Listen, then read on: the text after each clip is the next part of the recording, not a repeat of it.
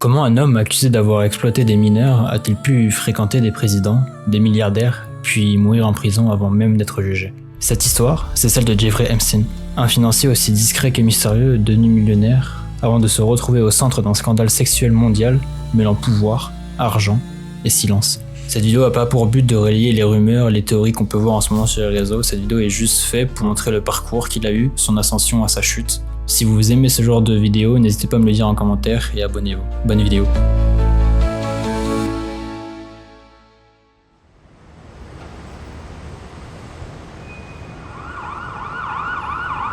Jeffrey Epstein naît à Brooklyn en 1953 dans une famille modeste. Rien ne laisse imaginer qu'il entrera un jour dans le cercle le plus fermé du pouvoir mondial.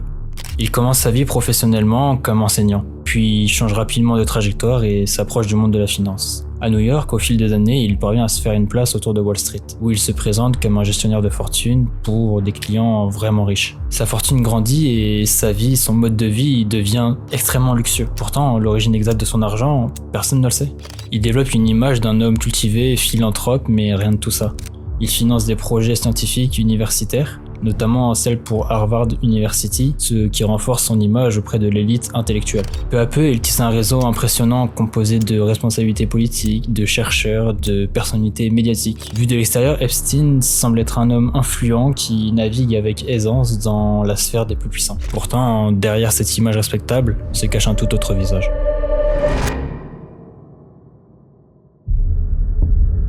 La police de Palm Beach en reçoit des témoignages d'une adolescente qui explique avoir été payée pour se rendre chez Epstein, afin de lui proposer des massages. Elle raconte que la situation a rapidement pris une tournure sexuelle alors qu'elle n'avait que 14 ans. En creusant, les enquêteurs découvrent un récit similaire. Plusieurs jeunes filles décrivent un système où certaines victimes étaient même encouragées à recruter d'autres victimes, et tout cela avec des filles de 14 ans. Dans ces témoignages, un autre nom apparaît régulièrement, celui de Ghislaine Maxwell, décrite comme jouant un rôle important dans l'organisation et le recrutement. À ce stade, tout semble réuni pour un énorme scandale judiciaire. Pour autant, l'affaire ne va jamais suivre son chemin attendu. Au lieu d'un procès fédéral pour trafic sexuel de mineurs, Epstein conclut un accord avec des procureurs. Il plaide coupable pour des accusations bien moins graves et évite ainsi une procédure beaucoup plus lourde. Il passe 13 mois en détention dans des conditions forcément aménageables comme bien souvent, qui lui permet de sortir pour travailler plusieurs heures par jour.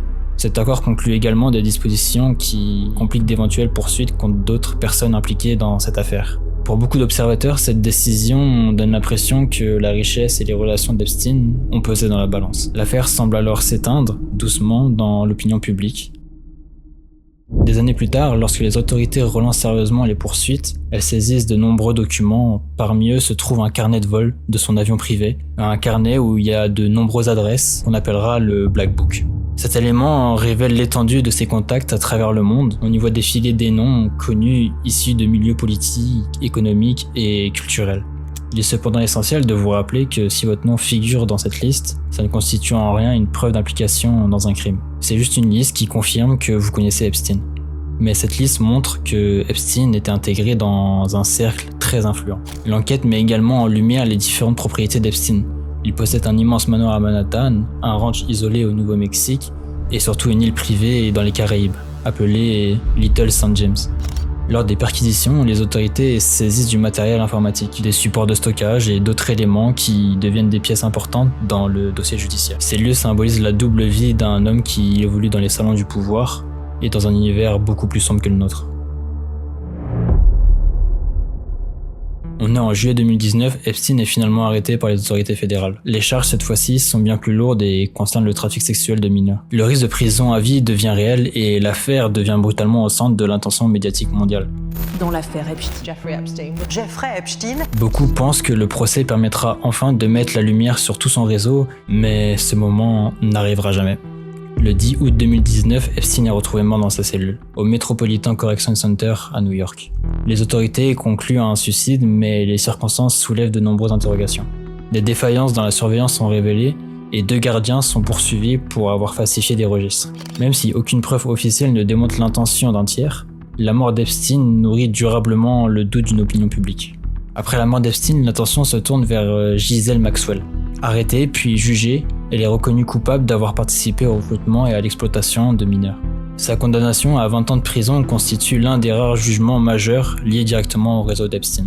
Certaines affaires aboutissent à des accords financiers, notamment dans le dossier impliquant Prince Andrew, qui se règle sans reconnaissance de culpabilité. Un fonds d'indemnisation est également mis en place afin de permettre à des victimes d'obtenir des répartitions en dehors d'un procès calcifié. La conclusion est telle que l'affaire d'Epstein dépasse largement le cadre d'un simple fait divers criminel. Elle met en lumière les failles des institutions, l'influence des réseaux et du pouvoir, et les difficultés rencontrées par des victimes pour obtenir justice.